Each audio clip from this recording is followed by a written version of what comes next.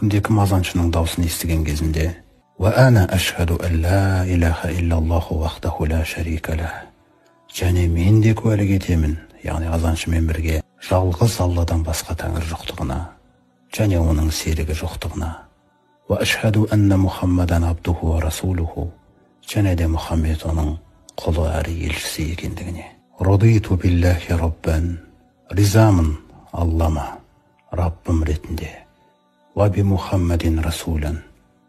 Ризамын Мұхаммедке, саллаллаху алейхи вассалам, елші ретінде. «Ва бил ислами динан». Ризамын исламыма, дінім ретінде.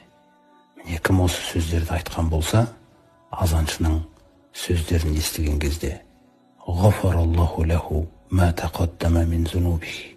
Аллах тағала оның өткен күнәларының барлығын кешіреді